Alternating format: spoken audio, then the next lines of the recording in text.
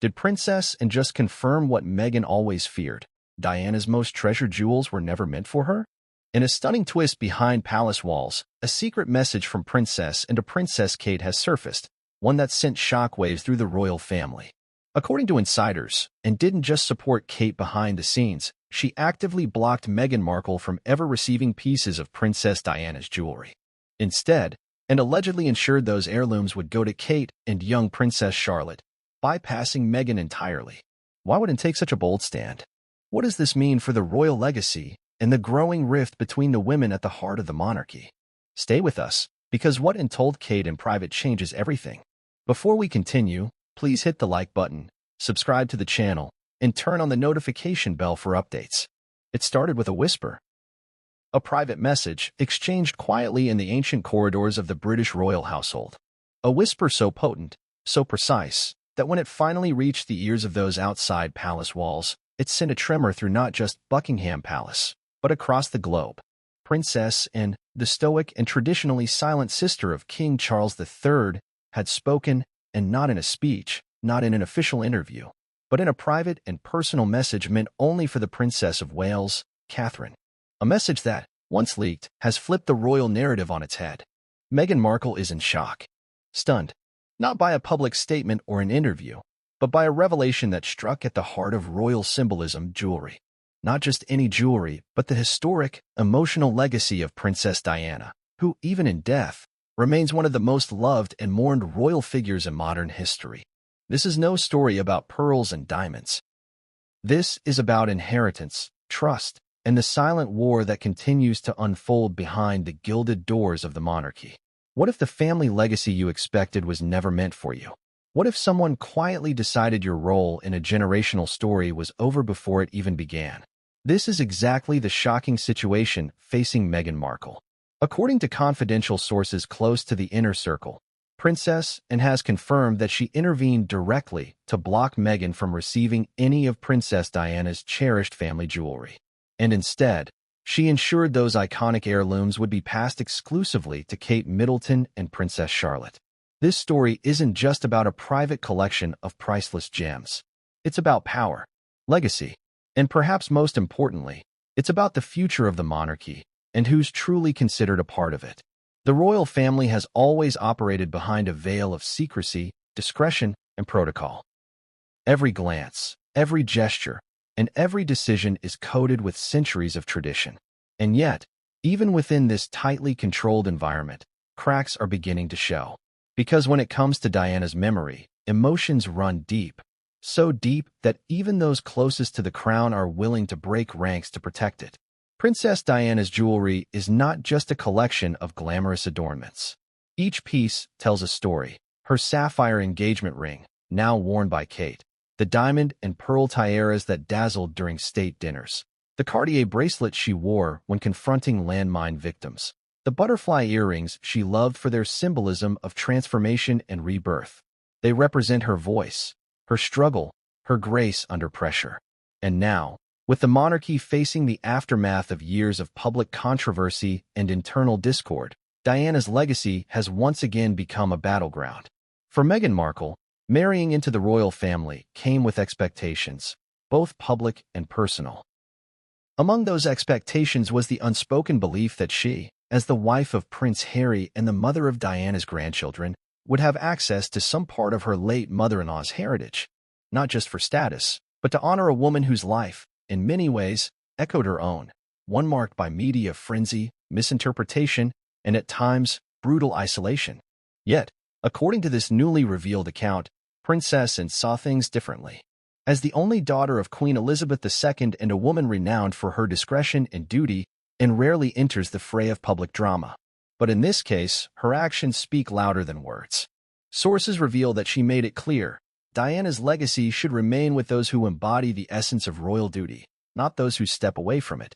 This personal message, conveyed privately to Catherine in what's described as a deeply emotional and heartfelt moment, confirms what many royal watchers have long suspected, and believes Diana's story. Her jewelry, her memory, her symbolism belongs not to Meghan, but to Kate and her daughter Charlotte. In this quiet yet seismic act, and not only defined where the legacy of Diana should rest, she sent a strong signal about who the monarchy truly stands behind. And now, the world is watching. Meghan Markle, once viewed as a modernizing force within the royal establishment, is now completely sidelined in this most personal of royal sagas. Not by the press, not by public opinion, but by a family member whose voice rarely enters public discourse and whose actions carry immense weight within the royal hierarchy. So what changed? What motivated an always the steadfast supporter of tradition to step in? Why now? And how does this revelation impact not only Meghan, but the entire royal family's future? To understand the full impact of this bombshell, we have to go back to the early days of Meghan's arrival into the royal fold. Back to the carefully choreographed introductions, the worldwide fascination, the fairy tale wedding watched by millions. For a brief moment, it seemed as though the royal family had turned a corner, embracing diversity, modernity, and progress in a way it never had before. But behind the palace gates, things were far more complicated. From the very start, tension simmered beneath the surface. Meghan's presence, while celebrated by many, also sparked unease among traditionalists within the royal household. Her approach to public duty was refreshingly candid, but for those raised in the discipline of royalty, it was often seen as abrasive. Her outspokenness, especially when paired with Harry's increasing discomfort within the system, raised alarm bells. And while the press focused on fashion, body language, and social media, the real issues were about trust, duty, and long-term legacy. When the Duke and Duchess of Sussex stepped back from royal duties in 2020, it was seen by some as a betrayal, and by others as a necessary escape. But now, for years later, the consequences of that decision are crystallizing in ways no one could have foreseen. Because in royal circles, symbolism is everything. And to deny Meghan access to Diana's heirlooms is more than just a snub, it's a declaration. A declaration that despite her title, despite her marriage, she is not considered a bearer of the royal flame. And it's no accident that this declaration comes not from the tabloids or courtiers, but from Princess and herself, whose loyalty to the crown is absolute, and whose private gestures carry immense symbolic weight. This is why Meghan's shock is not just emotional, it's existential. It forces a reckoning with how she is truly seen within the family. Not as the natural continuation of Diana's legacy, but as someone outside the lineage of duty and tradition that Diana, despite her struggles, upheld to the end. For Catherine, meanwhile, the message is unmistakable. As the future queen consort, Kate is seen not just as a stabilizing force, but as the rightful heir to Diana's legacy. And for her daughter, Charlotte, this ensures that the connection to Diana remains strong, uninterrupted, and firmly embedded within the future of the monarchy. But at what cost? This revelation will not simply disappear into the background. It will inflame tensions, fuel speculation, and further divide a family already strained by years of scandal, accusation, and separation. It opens a fresh wound in the already fractured relationship between Harry and his family, and makes reconciliation even more unlikely. And it poses deeper questions. What role does personal bias play in shaping royal legacy? Should heritage be passed down based on birthright alone? Or should it reflect values, behavior, and loyalty? And if the royal family is indeed a living institution, capable of evolving, how does it explain a decision that seems so clearly rooted in exclusion? These are not questions the palace will answer publicly, but they are questions that now hang in the air, questions that threaten to overshadow the royal narrative for years to come. In this video, we'll uncover everything, from the inside story of Princess Anne's quiet but decisive intervention, to Meghan's stunned response behind closed doors, to the deeper implications this moment has for the monarchy's future. This is a story of loyalty and legacy, of power plays hidden beneath polite smiles and ancient titles, and of how one woman's silent message may have changed everything. Stay with us as we go beyond the headlines, beyond the rumors, to uncover the truth behind Princess Anne's secret message to Kate and the explosive consequences that followed. For centuries, the British royal family has relied on one thing more than any public relations strategy, more than any speechwriter or ceremonial function: silence. Their power has always rested in what they don't say. But sometimes it is what's said in private, the quiet conversations behind palace walls, that carries the most devastating impact. And so it was when Princess Anne composed a private message meant solely for the Princess of Wales, Catherine. A message that would ultimately find its way into the public sphere through whispers, leaks, and an underground network of royal aides and longtime confidants. The story of the secret message begins not with Meghan Markle, but with Princess Anne herself. known throughout the United Kingdom as the hardest-working royal, and has long been a figure of discipline, duty, and quiet fortitude. She has never craved the limelight. She has never courted controversy. She has always done the work, sometimes thanklessly, often invisibly. Which is precisely why her private message carried such weight when it was quietly passed on to Kate, and had watched. For years, she had watched the turbulence brought on by Prince Harry and Meghan's departure. She had seen the emotional toll it had taken on the Queen in her final years, had seen King Charles struggle to balance public perception with familial responsibility, and had observed how Catherine had become the quiet, unshakable cornerstone around which the remaining senior royals were beginning to rally. So when conversations began among royal jewelers and heritage conservators about the future of Princess Diana's personal collection, the tiaras, the rings, the earrings passed down from one royal generation to the next, and did something uncharacteristic. She spoke up. The message she composed to Kate was not long, according to those familiar with it, but it was intentional, direct, and unmistakably resolute. In it, and expressed her deep belief that the memory and legacy of Diana must be preserved by those who had remained loyal to the crown, those who had endured the storms, and those who were prepared to carry on the duties Diana herself had once embraced. She made it clear that, in her view, the jewelry left behind by the Princess of Wales was not simply for show. It was a symbol of continuity, a sacred link to the past, and it must be worn only by those who embodied the values Diana stood for during her final years in the royal fold: grace, dignity, and service. The message, as simple as it may have been, sent shockwaves through the upper ranks of the royal household. It wasn't just an opinion, it was a declaration of who belonged and who did not.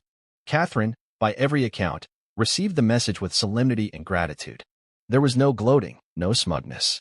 She understood what this meant, not just for her, but for her daughter, Princess Charlotte. The future queen consort was being handed more than jewelry. She was being entrusted with a legacy, and in that moment, the line was drawn more clearly than ever before. Within days, quiet discussions began amongst senior courtiers. Diana's most iconic pieces, the sapphire and diamond engagement ring, the Cambridge lover's knot tiara, the butterfly earrings, the aquamarine cocktail ring, were to be placed in a private list to be preserved for exclusive use by Kate and Charlotte. Meghan's name, once included during her early days as the Duchess of Sussex, had been removed. Quietly, efficiently, without ceremony or confrontation, but with finality. The leak of Anne's message came weeks later, through a trusted intermediary who had long-standing ties to palace staff. The content of the message, though never officially confirmed, was soon whispered among royal commentators, aides, and eventually, journalists. Though the palace never acknowledged the message directly, no one close to the situation denied its existence, and the silence from the Sussex camp only fueled speculation. Insiders say Meghan was blindsided when she learned about the contents of the message. For years, she had believed that some of Diana's jewelry would naturally pass to her and her daughter Lilibet. After all, her husband Harry had long spoken about preserving his mother's legacy. He had even gifted Meghan Diana's aquamarine ring, famously worn by Meghan on their wedding day. But now, that legacy was being redefined without her. This moment was more than a snub. It was a fracture, made all the more painful by who it came from. Princess Anne had always remained something of a neutral force during Meghan's tenure in the royal family. She had neither embraced nor rejected her. Her message now made clear where she stood and what she believed. Some observers have described the message as a necessary assertion of royal values. Others see it as a calculated rejection. Either way, its impact was immediate and profound. At the heart of the decision was a central question: who is the rightful heir to Diana's legacy? In the eyes of Princess and other senior royals, that heir is clearly Catherine. Her dedication to duty, her growing public confidence, and her ability to navigate the storm of royal scrutiny without stepping out of line have made her, in many ways, the embodiment of the kind of royal Diana was becoming in her final years. Catherine has chosen to endure the limitations of royal life, without complaint, without withdrawal, without public accusations. And this has earned her the trust of those who protect the monarchy's most cherished symbols. For Meghan, the contrast is stark. Her departure from royal duties, the high-profile interviews, the legal disputes with the press and the palace. All of it has positioned her, in the eyes of the establishment, as someone who chose personal freedom over royal duty. Admirable to some, unforgivable to others. Princess, and, it seems, belongs to the latter group. This message, while private in origin, became a public turning point. It clarified what had long been speculated, that the royal family, in the quiet corridors of power, had closed ranks around a new narrative. And that narrative no longer included Meghan Markle. What followed were subtle but significant moves. Kate began appearing more frequently in public wearing Diana's pieces. The famous lover's knot tiara, once worn regularly by Diana and known to be a favorite, was reintroduced at state events. The butterfly earrings made a return during a charity event for children. Each appearance was a reminder, deliberate and unmistakable, of where the royal legacy had been placed. In contrast, Meghan has not worn a significant piece of Diana's jewelry in over a year. Sources close to her suggest she is hurt, disappointed, and deeply saddened by the exclusion. She has not commented publicly, nor has Harry. But those close to the Sussexes describe a new chill in their already strained relationship with the royal family. The symbolism of the message cannot be overstated. In royal tradition, heirlooms are not just decorative, they are deeply political. Who wears what, and when, tells a story about the inner workings of the family. The choice to pass Diana's jewelry exclusively to Kate and Charlotte is a story in itself. A story about loyalty, legacy, and exclusion. As one senior royal aide reportedly put it, this wasn't just a gesture. It was a verdict. The message also reflects a broader shift within the royal family. Under the reign of King Charles III, the monarchy is becoming leaner, more focused, and more deliberate about its image. With the departure of Harry and Meghan, and the scandals surrounding Prince Andrew, the crown has become more protective of who represents it and how. Princess Anne's message is a reflection of that strategy. It prioritizes the future stability of the institution over personal sentiment. But the fallout is far from over. Behind the scenes, allies of Harry and Meghan are said to be furious. Some see the message as a deliberate attempt to erase Meghan's connection to Diana. Others see it as a power move, designed to strengthen Kate's public image at Meghan's expense.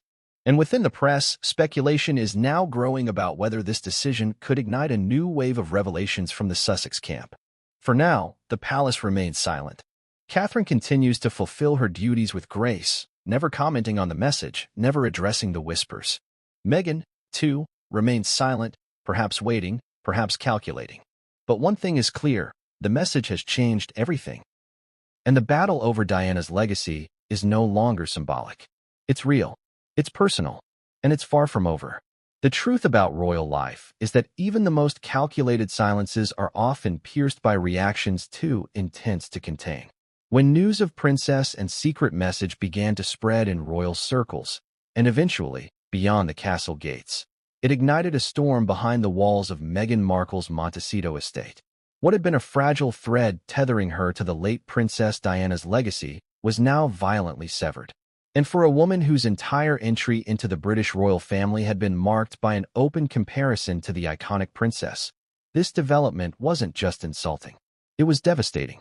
To truly understand Meghan's state of mind during this period, one must return to the earliest days of her romance with Prince Harry. From their engagement interview onward, the media had been flooded with narratives comparing Meghan to Diana.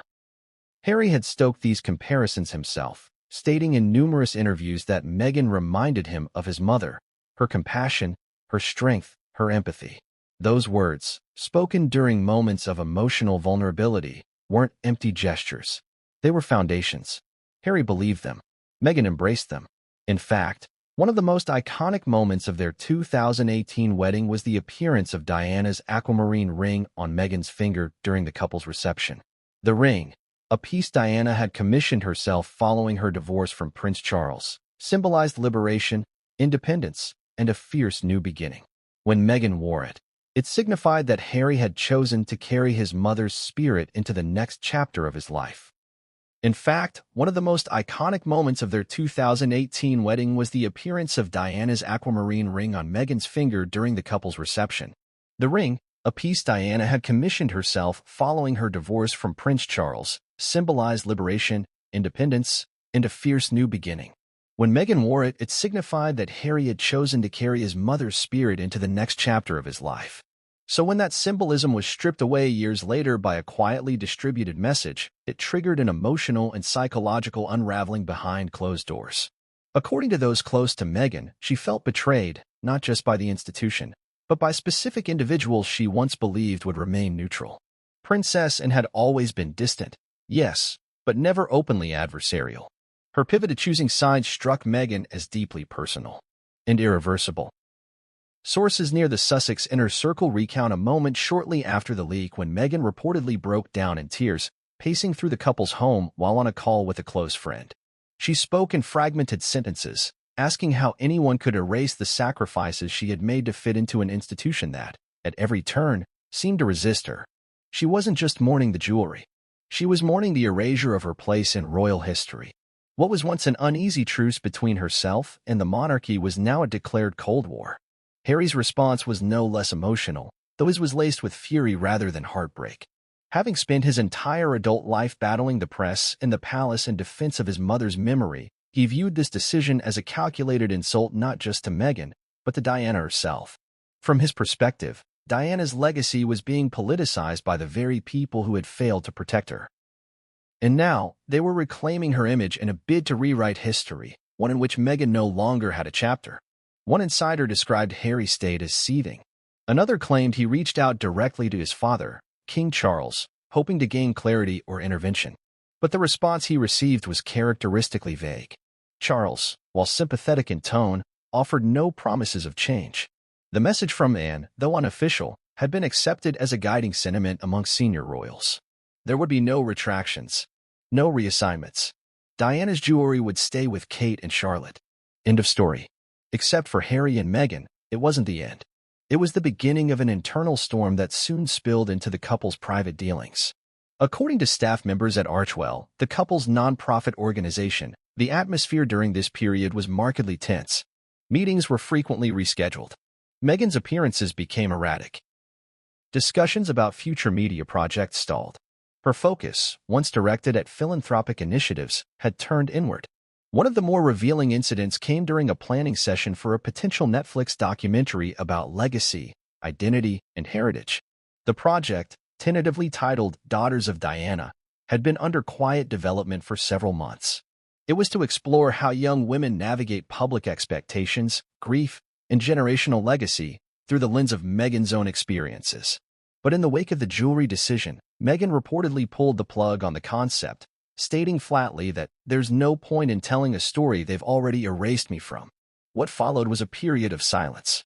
No major interviews, no significant public appearances, and no response to the news about the royal jewels. Meghan had entered what one friend described as her fortress phase. It was a retreat. Not just from the press, but from the narrative she had once tried so hard to shape. Meanwhile, back in the UK, royal aides took note. The absence of any pushback from the Sussexes was interpreted as tacit acceptance. Inside the palace, the move to publicly align Diana's legacy with Kate seemed to be working. Public opinion was increasingly shifting in favor of Catherine, who had remained stoic, graceful, and duty-bound amid the drama. And every new public engagement where she donned one of Diana's pieces served as a silent reminder of where the crown now saw its future. But silence, in this case, was not a surrender. It was a strategy. Those familiar with Meghan say her reaction to the jewelry scandal may have marked the beginning of a quiet, calculated transformation. No longer interested in fighting for a seat at a royal table that had clearly rejected her, she began considering new ways to preserve her story on her own terms. Plans were rumored to be underway for a memoir, not by Harry, but by Meghan herself. A deeply personal, emotionally honest account of her life, her struggles with identity, and the betrayal she felt from the people she once tried to call family. Others suggested that Meghan might return to activism full-time, reviving her pre-royal voice as a humanitarian and advocate for women's rights. If the British monarchy would not acknowledge her contributions, then perhaps she no longer needed their validation. The decision about the jewelry had forced her to grieve a dream. But from the ashes of that grief, something new was beginning to take shape. At the center of it all was a question no one in the palace dared to speak aloud. What happens when a woman born outside the system refuses to disappear? This section of the royal saga is not simply about pearls and diamonds. It's about legacy theft, about who gets to define what a woman's life means after she's gone. Meghan believed, perhaps naively, that by marrying into the family, she would become a part of Diana's story. But the events surrounding the message from Princess and made one thing clear: Diana's legacy, in the eyes of the institution, had been recaptured, rebranded, and redistributed. And yet, something more volatile was brewing beneath the surface. In private conversations between Harry and Meghan, the word vindication began to emerge. If the palace wanted a new public image, if they wanted to cement Catherine as the royal heir to Diana's memory, then they would have to be prepared for Meghan to tell her own truth. Not as a duchess, not as a royal, but as a woman who survived the very machine that consumed the woman whose jewelry they now polished and photographed. In a rare moment during a visit with close friends in Los Angeles, Meghan reportedly said, "They can wear the crown, but they'll never carry the weight." It was a chilling remark, one that spoke volumes about how deeply she felt her pain had been ignored, and how determined she now was to rewrite the ending of her story, regardless of who the palace wanted to honor. This reaction, while not seen on camera or in a statement, echoed louder than any press release ever could. For within the private world of the royals, a decision about jewels had triggered a reckoning. And behind closed doors, a woman once silenced was beginning to find her voice again. The British monarchy is no stranger to scandal, nor to the quiet manipulation of public perception in the face of crisis. For centuries, the institution has endured by mastering the art of narrative control. When internal discord threatens to fracture the royal facade, the palace doesn't shout, it shifts. And in the aftermath of Princess Anne's leaked directive and Meghan's quiet but fierce withdrawal from public life, the Windsors did what they have always done in moments of uncertainty. They rallied around their most bankable assets. This time, the focal points were Catherine, the Princess of Wales, and her daughter, Princess Charlotte. What unfolded next was not a chaotic scramble, but a deliberate and calculated effort to reframe the public understanding of Diana's legacy and, more importantly, its rightful inheritors. As the jewelry controversy simmered in whispers and subtext, the palace embarked on a carefully timed sequence of appearances, symbolic gestures, and subtle reinforcements, all designed to communicate one unified message: the future of the monarchy lies with Catherine and her children. Catherine's reintroduction to the public eye was meticulous. After months of subdued engagements and health-related concerns, she re-emerged wearing one of the late Princess Diana's favorite sapphire earrings during a visit to a children's hospital in Manchester. The symbolism was unmistakable to royal watchers. Diana had worn those earrings frequently during her humanitarian missions, especially during moments that required compassion and maternal grace. By donning them during an event focused on sick children, Catherine wasn't just honoring Diana's memory, she was embodying it. But it wasn't just the jewelry that caught the public's attention. The tone of Catherine's interactions, the warmth of her smile, the ease with which she knelt beside sick children and held their hands, it was all reminiscent of Diana at her most iconic. Photographs from the visit were splashed across British tabloids with headlines subtly nodding to Diana's legacy in safe hands. Social media buzzed with comparisons. Commentators praised Catherine's poise, her empathy, and her subtle message of continuity. It was clear the palace was placing its bet on a future that was familiar, stable, and reassuring. Princess Charlotte, though still a child, was not immune to this orchestrated campaign. During the Trooping the Color ceremony later that month, the young royal made her most public appearance yet, standing beside her mother on the Buckingham Palace balcony, dressed in a soft blue dress, a color historically associated with Diana's most beloved looks. Her hair was styled simply, but a small, delicate brooch glittered on her chest, one that royal sources confirmed had belonged to Diana and was gifted to Charlotte on her recent birthday. The image of the young princess, heir to a legacy she was only beginning to understand, was powerful. While Prince George represented the direct line to the throne, it was Charlotte who now carried the burden and the benefit of royal symbolism. Unlike her cousin Archie, who was growing up largely out of the public eye in America, Charlotte was being shaped for visibility. Her placement next to Catherine during key events was no accident. She was learning by osmosis, absorbing the weight of expectation with every wave, every curtsy, every shy smile captured by global lenses. Behind the scenes, palace aides were quietly briefing selected journalists, offering context and clarity without ever addressing the Meghan controversy directly. The narrative they painted was one of natural succession and familial respect. Diana's belongings, they explained, had always been intended for the wives of future monarchs. That meant Catherine. It meant Charlotte. not because of personal preference or internal politics, but because of royal precedent. It was a clever maneuver, one rooted in the technicalities of inheritance, not emotion. By framing the jewelry redistribution as a matter of tradition rather than rejection, the palace hoped to soften the implications of Meghan's exclusion. Still, the silence on Meghan's contributions and the role she had once played in honoring Diana did not go unnoticed by her supporters. Public reaction was, as expected, deeply divided. Traditional royalists praised the move as a return to order, a reaffirmation of monarchy as legacy. To them, the jewelry belonged with those who upheld royal duties. Meghan's departure from the UK, her decision to step back from formal duties, and her involvement in a tell-all interview with Oprah had, in their view, disqualified her from such honors. In contrast, Catherine had remained dignified, loyal, and above all, silent. And in the monarchy, silence is currency. But on the other side of the public discourse, there was outrage. Supporters of Meghan and Harry saw the jewelry issue as a continuation of the systemic exclusion and racial bias that had plagued Meghan's time in the royal family. Social media hashtags like #Diana'sJewels and #CharlotteIsNotDiana trended intermittently, often paired with images of Meghan wearing Diana's ring or quotes from her past interviews. Influential commentators and celebrities weighed in, suggesting that the monarchy had deliberately chosen to erase Meghan from the narrative, not because of protocol, but because of fear. Fear of what she represented. Fear of her popularity. Fear of her autonomy. Amid this digital firestorm, Catherine remained characteristically quiet. She did not issue statements. She did not engage with the media beyond scheduled appearances. And that, in many ways, was the most powerful message of all. In the monarchy, to remain silent is to remain above reproach. And for a public grown weary of royal scandal, her restraint was interpreted as grace. Still, the pressure was undeniable. Within palace walls, discussions turned increasingly strategic. How far could the institution push this new narrative without drawing ire from younger, more progressive audiences?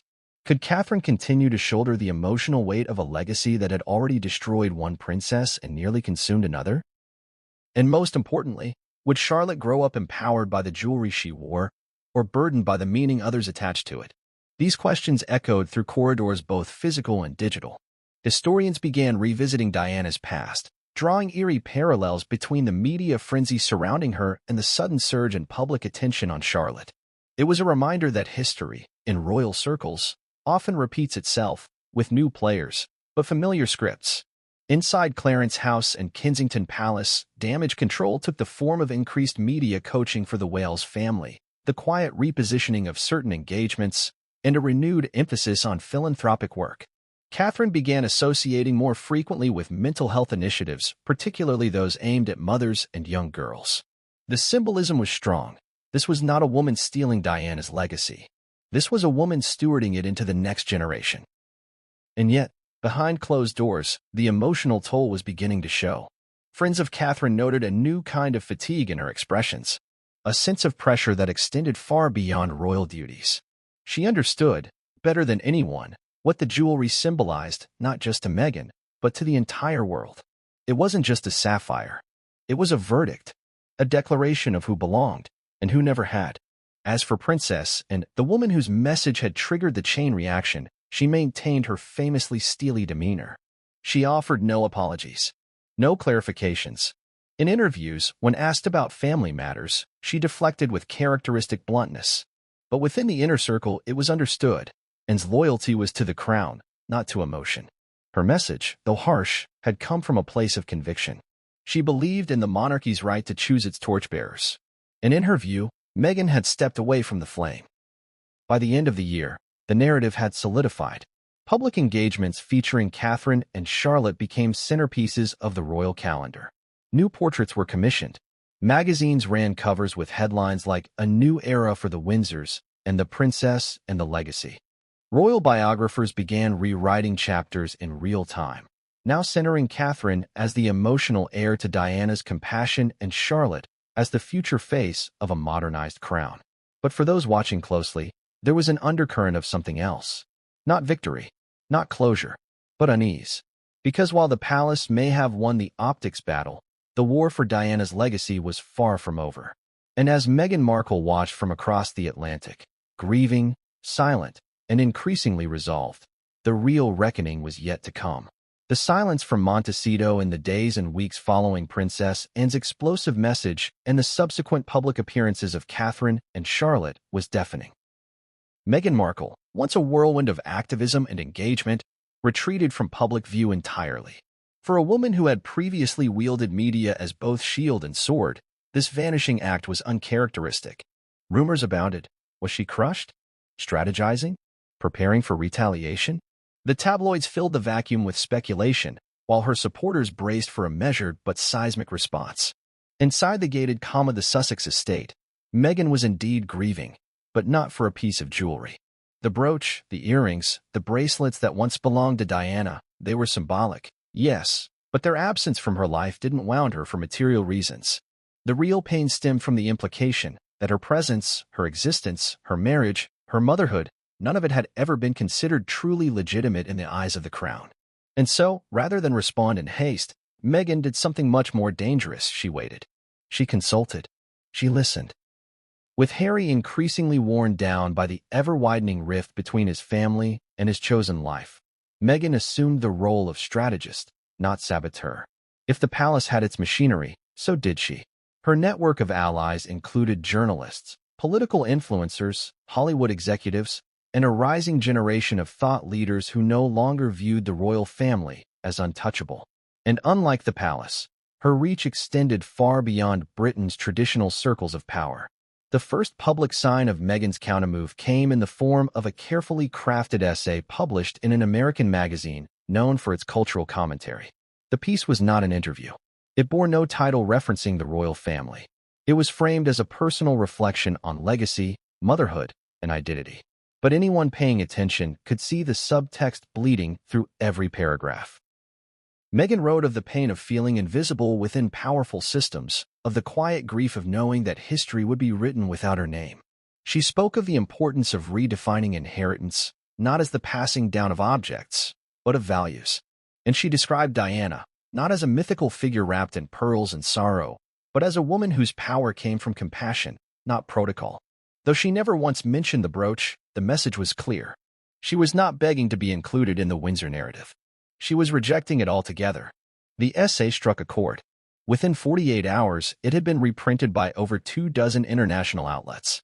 Celebrities and activists reposted it with captions praising Meghan's dignity. American talk shows dissected its implications, framing it as a soft but definitive split from the royal institution. British media, predictably, responded with scorn. One tabloid headline read, "Meghan snubs crown in new manifesto." Another accused her of weaponizing grief. But in truth, the essay was just the beginning. Privately, Meghan was building something more permanent, a foundation that would institutionalize the very values she had hoped to promote while still a working royal. The Diana Initiative for Global Maternal Health, launched months later, was a nonprofit dedicated to supporting women in underserved communities around the world. Funded in part by the lucrative media deals secured by the Sussexes and in part by anonymous donors with deep Hollywood ties, the initiative was both a tribute and a statement. The decision to name it after Diana raised eyebrows. Some royal experts suggested it was a provocative move, designed to bait the crown into a reaction. But Meghan's team released a pointed statement: Diana's compassion knew no borders. This initiative. The decision to name it after Diana raised eyebrows. Some royal experts suggested it was a provocative move, designed to bait the crown into a reaction. But Meghan's team released a pointed statement: Diana's compassion knew no borders. This initiative reflects the impact of her legacy beyond the confines of palace walls. Still, the move intensified the fissure.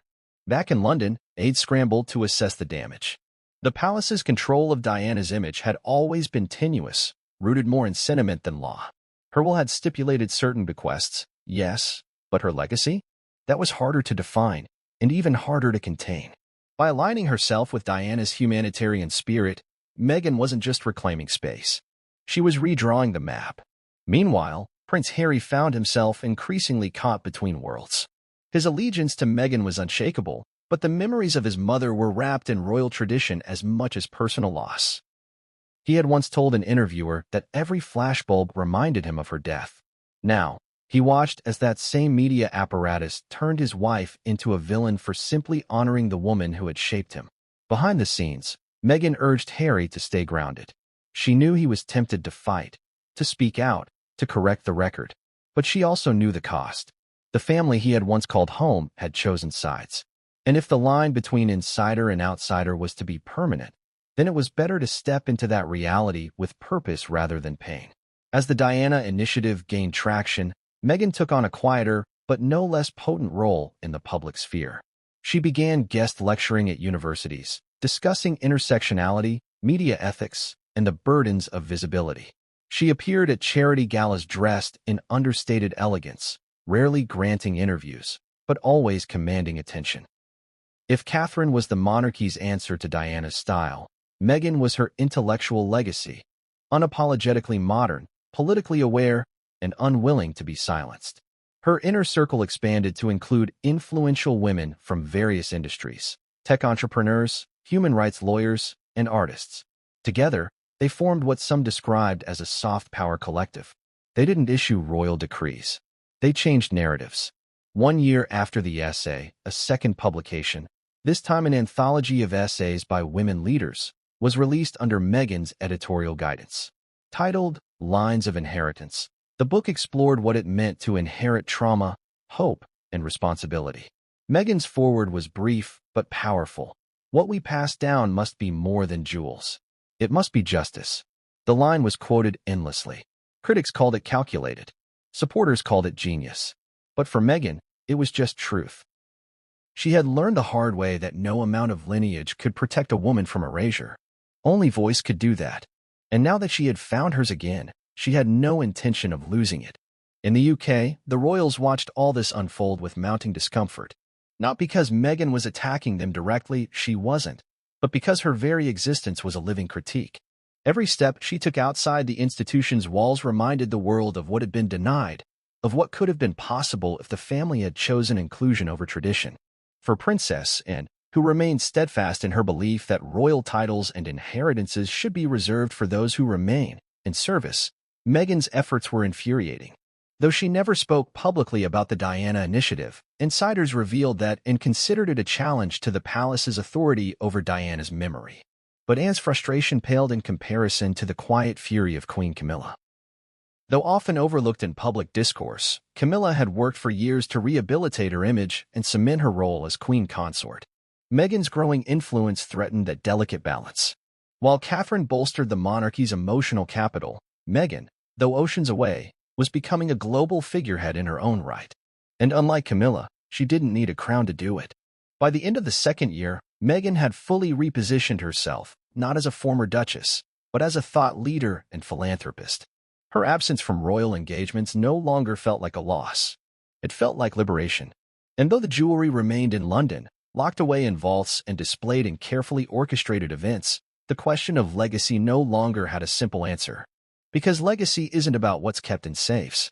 It's about what echoes in the world long after you've left the room. Prince Harry had long been viewed as the wayward son of the royal institution, the troubled younger brother with a rebellious streak and a restless heart. From his youthful missteps to his military valor, from his marriage to Meghan Markle to their exile in California, Harry's journey had always been a tightrope walk between duty and defiance. But what many failed to recognize was the slow, silent erosion of his sense of self in the years following their departure from the royal family. And now, with his wife under fire, his children left out of royal legacy conversations, and his mother's name co-opted by the very institution that once hounded her, Harry was inching closer to a breaking point that would reshape his identity forever. The final rupture did not come in the form of a press headline or a family phone call. It came on an ordinary Tuesday, in a Montecito morning filled with sunshine and silence. Harry was alone in his study, staring at a framed photo of his mother. It was the one taken during a humanitarian trip to Angola, where Diana walked through an active minefield, shielded only by a flak jacket and a fragile belief in purpose. That moment, frozen in time, had always inspired him. It wasn't the glamour or the fame, it was the bravery, the sense of mission. And now, in the echo of the latest headlines and the exclusion of his daughter Lilibet from any royal consideration, Harry realized he had reached the end of his emotional tether. The weeks prior had been a slow build of tension.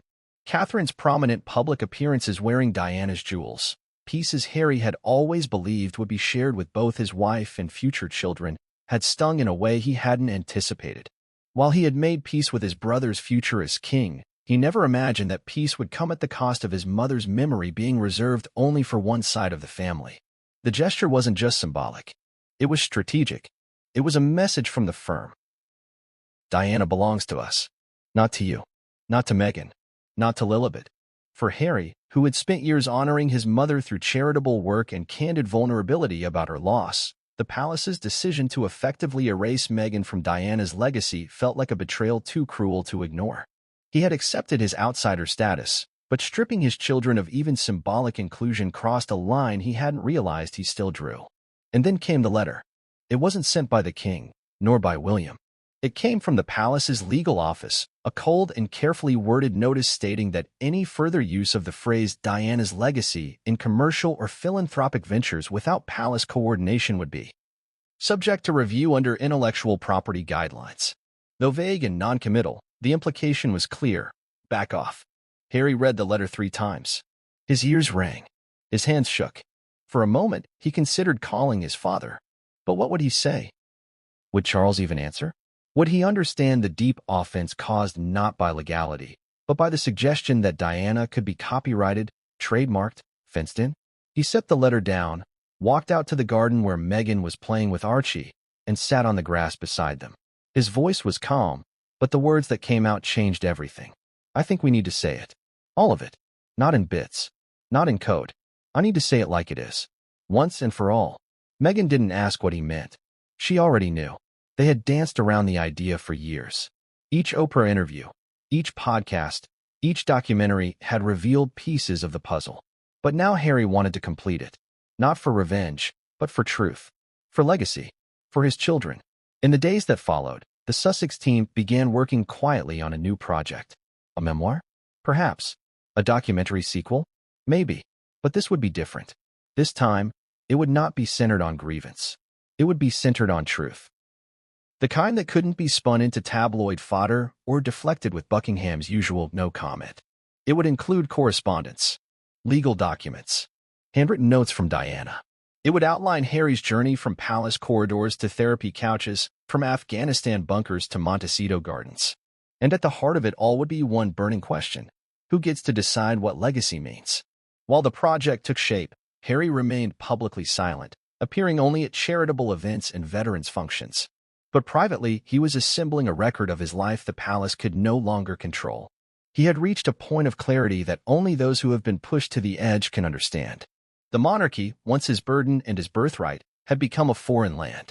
The more he tried to speak their language, the more they insisted he was never fluent. But what surprised even Harry was how many allies emerged from unexpected places. Former palace staffers who had long since moved on. Old friends from Eton who had reconnected quietly after years of separation. Even a few sympathetic journalists who had grown disillusioned with the palace's heavy-handed media manipulation. They provided context, corroboration, and emotional ballast. What began as a personal catharsis evolved into a tapestry of interconnected truths, long buried, now rising. One such revelation centered around the infamous jewelry list Diana had reportedly drafted before her death, a document widely rumored but rarely seen. According to multiple sources, Diana had indeed written a note expressing her desire that her son's future wives receive portions of her jewelry equally, with no favoritism. The note had vanished into palace archives following her death. But fragments of it resurfaced, mentioned in legal briefs, referenced in emails, whispered among royal watchers. Harry, through one of his trusted legal advisors, confirmed the existence of the document. And though it was unlikely to ever be released publicly, the mere confirmation reignited debate across British media. If Diana had intended fairness, who had overridden her wishes? Was the exclusion of Meghan truly about protocol or prejudice? The story gained momentum, and the palace once again found itself playing defense. A statement was issued denying any impropriety, insisting that jewelry assignments were made in consultation with senior family members and consistent with the late princess's wider intentions. But the damage was done. Harry's narrative, carefully constructed, evidence-based, and emotionally resonant, was already capturing the public imagination. The breaking point wasn't a dramatic confrontation. There were no shouting matches, no teary reunions. It was the quiet severing of emotional ties, the conscious decision to live outside a structure that had once defined him. Harry no longer sought reconciliation. What he sought was reclamation, not of a title, not of an inheritance, but of history. In one of the draft chapters of his upcoming project, Harry wrote a single sentence that would later become its epigraph. "My mother did not die for silence." Those 6 words would reverberate far beyond the page. They encapsulated not only Harry's grief but his mission. The monarchy could retain the jewels. They could retain the titles, the portraits, the curated stories. But they could not contain Diana's truth or his. As the manuscript neared completion, Harry did something he hadn't done in years. He returned to England, unannounced, and visited his mother's grave at Althorpe. There were no photographers, no press, just him and the memory of the woman whose spirit had both haunted and guided his life. He knelt at her resting place, closed his eyes, and made a quiet vow. They will know who you were. All of you. Not just the parts they want to remember. When he flew back to California the next day, he felt lighter. Not healed, but whole. While Prince Harry was quietly compiling a chronicle of truth from Montecito, the British monarchy was far from idle. Behind the gates of Buckingham Palace and inside the discreet corridors of Clarence House, a counteroffensive was already underway. Not through speeches or grand gestures, but through carefully coordinated silences, strategic leaks, and the invisible machinery of image preservation. If Harry intended to reclaim history, the institution was determined to defend its narrative by any means necessary, just not in ways the public could immediately recognize. The palace had long prided itself on its mastery of discretion. Where other public figures might respond to scandal with televised statements or Twitter rants, the royal family understood the subtle art of the slow burn. And so, when Harry's new project began to generate behind-the-scenes media buzz, the palace did not issue a press release. There were no denials, no lawsuits. Instead, there was orchestration of headlines, appearances, and subtle messaging designed to reframe the public's emotional allegiance. The first sign of the monarchy's counterattack came in the form of an exclusive feature in a high-profile British magazine, focusing on Queen Camilla's charitable endeavors. The article painted her as the quiet backbone of the crown, a woman devoted to literacy, the arts, and rural mental health. Her image adorned the front cover, flanked by 2 carefully selected quotes about forgiveness and family unity. It was no accident that the feature appeared just days after rumors of Harry's upcoming revelations began circulating through royal watchers online. What followed was a sequence of equally calculated moves. Prince William and Princess Catherine appeared at a children's cancer ward, the cameras capturing moments of empathy and warmth. In one photo, Catherine knelt to eye level with a young patient, the same necklace that once belonged to Princess Diana gently catching the light. The gesture, while heartfelt, also served as an unmistakable reinforcement. Diana's legacy lives through us. Simultaneously, the royal PR machine engaged media outlets long known for sympathetic coverage. Whispered briefings, never on the record, always offhand, began to surface in articles that questioned Harry's motives. Was the book a bid for attention? Was he capitalizing on his mother's name for profit? The pieces didn't attack outright, but they seeded doubt, framing Harry's narrative as the product of personal grievance rather than objective truth. These tactics weren't new. The palace had used them for generations, but now, against a backdrop of evolving media landscapes and a global audience more attuned to manipulation, the contrast between Harry's vulnerability and the institution's calculated restraint began to draw its own scrutiny. The royal household also engaged in subtle internal maneuvers. Invitations for Prince Harry and Meghan to attend certain events were conspicuously absent. There was no formal disinvitation, only omission. When questioned, aides claimed scheduling conflicts or the need to limit the guest list. But the message was clear: they were no longer part of the family circle, not even in appearance. At the same time, a sudden revival of interest in Prince Edward and Sophie, the Duchess of Edinburgh, was noted across royal coverage. Their engagements were covered more prominently, their appearances more frequent. Royal commentators praised their loyalty, their dignity, their never-put-a-foot-wrong consistency. The implication, once again subtle, was unmistakable. This was the model of royalty: quiet, reliable, apolitical. The palace had also become increasingly active behind closed doors in shaping the future of royal history. Documents related to Princess Diana's philanthropic legacy were being quietly archived, curated under a narrative that emphasized her official work with the crown rather than her later rebellious image. Public exhibitions at Kensington Palace began leaning more heavily into her role as the Princess of Wales, wife of the then Prince Charles, rather than the independent humanitarian force she had become in her final years. Every tour, every caption, every placard began to reflect a selective memory. Behind these public actions was a deeper fear. Harry's impending release threatened not just reputational damage, but something more fundamental: control.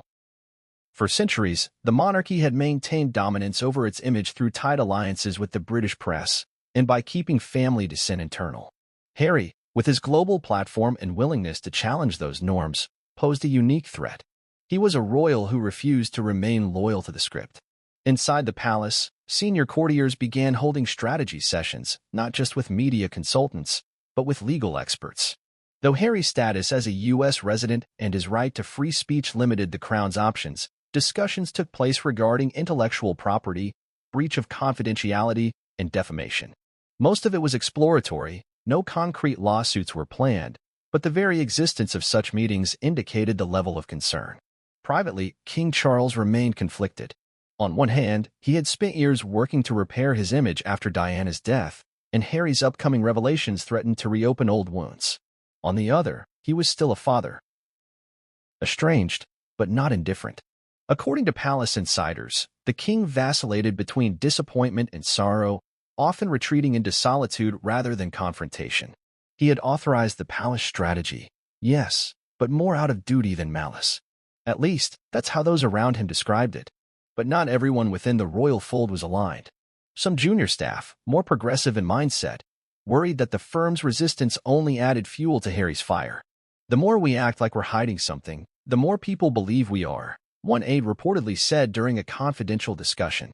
Others worried about public sentiment, especially among younger generations who resonated with Harry's authenticity and trauma transparency. In polls conducted during this period, trust in the monarchy remained relatively stable among older Britons, but showed signs of erosion among those under 35. As the palace tightened its narrative, global media outlets began to detect the subtle war taking shape. The New York Times, Le Monde, and Der Spiegel ran features examining the clash between monarchy and modernity, framing Harry and Meghan as emblematic of a generational shift. One particularly scathing editorial in a Canadian newspaper compared the crown's silent counterattack to an empire whispering its way into obsolescence. This external pressure did not go unnoticed by the palace. In a rare move, senior press officers were instructed to develop a contingency plan in the event that Harry's revelations significantly damaged the monarchy's standing. The plan included crisis interviews, royal tours to Commonwealth countries, and even the possible release of new family portraits designed to project stability. Nothing was confirmed, but the wheels were turning. Then came an unexpected variable: leaks. Despite the palace's notorious code of silence, bits of information began slipping out, not from high-level sources, but from staffers lower in the chain who felt conflicted or simply disgruntled. One such leak suggested that the palace had been aware of Diana's jewelry note all along. Another hinted at internal debates about excluding Meghan from family heirlooms as a form of soft censure. These leaks, small and unverified, nonetheless shifted the momentum. They gave Harry's supporters ammunition, cast doubt on the palace's version of events, and suggested that the family's unity was more performative than real. The firm's strategy of passive control began to feel increasingly brittle, especially in the court of public opinion. As the royal counteroffensive deepened, a new fear began to settle over Buckingham. What if Harry had more than stories? What if he had receipts, emails, recordings, letters that exposed not only rifts but systemic cruelty? That fear was not unfounded. In the closing weeks of the palace's media campaign, Meghan was spotted meeting with her former legal advisors in Los Angeles. The nature of the meeting remained private, but speculation swirled. Were they preparing a joint release? Was legal action being considered against British tabloids? Or was something else coming, a documentary, an exposé, a new platform altogether? The monarchy responded as it always had, with quiet, with ceremony, with choreographed appearances of unity. But beneath the surface, the tension was building. The crown had committed to a war of attrition. But what if the other side wasn't playing that game anymore? The silent counterattack was not without its victories. Public opinion, particularly in the UK, remained largely favorable to the royal family. Polls showed strong support for William and Catherine, especially among older demographics. The Crown had succeeded, at least partially, in reframing the narrative. But they had done so at the cost of transparency, of trust, and perhaps most dangerously, at the cost of empathy. Because for every choreographed photo op, there was a real question lingering in the air, one the palace could not silence. Why does a son have to fight this hard just to tell his mother's story? The battle lines had been drawn, not with weapons, but with truths and silences, symbols and strategies. As the world watched, one thing had become clear. This was no longer just a family dispute. It was a reckoning. In a world already simmering with tension between monarchy and modernity, the royal family and Prince Harry, nothing could have prepared the public for the emergence of what came to be known as the Windsor Letter. It wasn't announced or formally acknowledged by any official channel. No royal seal graced its top. Yet, when it surfaced, first in the shadowy recesses of encrypted forums, then plastered across digital front pages, the effect was nuclear. The letter was said to have been handwritten by Diana, Princess of Wales, dated just months before her tragic death. And its contents weren't merely personal. They were prophetic, damning, and direct. The authenticity of the letter was initially met with skepticism. Royal watchers debated furiously across social media platforms. Was it real? A forgery? A clever piece of AI-generated fiction? But as multiple experts in handwriting analysis and forensic ink dating weighed in, a chilling consensus began to form. Not only was the letter real, it had been preserved, hidden, and locked away within a private collection known only to a few, until now. The letter read with the urgency of a woman who had lived too long in a gilded cage and finally found the courage to write the truth. Diana spoke of manipulation, betrayal, and her growing fear that her independence was being perceived as a threat. One line, in particular, struck the world like a thunderclap. If anything happens to me, it will not be by accident. There are forces, ancient and cold, who see my freedom as treason. Though not an explicit accusation, the implications were clear. Diana had long suspected that her life was in danger, not from the public, not from media frenzy, but from within the very institution that had once embraced her with fanfare and tiaras. For Prince Harry, the letter was more than just validation. It was vindication.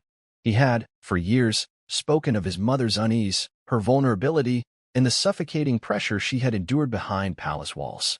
Critics had accused him of exaggeration, of airing family grievances for profit. But here, in Diana's unmistakable cursive, was the mother's voice echoing her son's claims. And it pierced through the public conscience with a haunting authority no press release could match. The letter also referenced Harry directly, though subtly. Diana wrote of her younger son with particular tenderness. Harry, even as a child, carries a light that this world will try to dim. He must be protected, not merely from harm, but from compromise. He will walk alone, but his truth will carry him. It was the kind of sentiment that could have been dismissed as a mother's love, but in the context of everything that had transpired, it felt more like a prophecy. For Harry, still recovering from the institutional rejection, the media battering, and the personal wounds of familial estrangement, the letter became a spiritual anchor. He would later refer to it as the last gift she ever gave me. But how the letter surfaced was almost as shocking as its contents. Sources close to the matter claimed it had been passed anonymously to a journalist with a long-standing reputation for covering royal affairs. No note, no return address, just the letter, preserved in a waterproof sleeve, accompanied by a typed message. She never got to speak. Let her speak now. The journalist, after confirming its authenticity, chose to release it publicly rather than submit it to the palace for pre-publication review. In an emotional editorial, she explained her reasoning. History belongs to the people, not to the institution that seeks to edit it. The release of the letter sent Buckingham Palace into an immediate tailspin. Though no official statement was issued within the first 48 hours, insiders reported panic erupting within the royal corridors. Legal teams were assembled, communications advisors convened crisis calls, and senior royals reportedly met in person to discuss potential responses. There were concerns about reputational damage, national security implications, and even the destabilization of the monarchy's emotional authority. King Charles, already strained by the public's divided perception of his past, was said to be deeply disturbed, not just by what the letter revealed, but by the fact that it was now out of the royal family's control. If Diana's voice could reach beyond the grave, what other truths might follow? What other documents were still hidden? What memories had others kept quiet out of fear or loyalty? Meanwhile, public response was electric. Across the UK and the Commonwealth, newspapers ran front-page spreads with excerpts from the letter. Morning television programs dedicated entire segments to analyzing its phrasing, tone, and implications. Historians began re-evaluating the final months of Diana's life in light of this new evidence. Conspiracy theorists, long dismissed as fringe, found their narratives suddenly imbued with a disturbing sense of legitimacy. But perhaps the most powerful reaction came from the people, those who had always felt an unspoken kinship with Diana's vulnerability, her rebellion, her refusal to be molded into an obedient ornament. Candlelight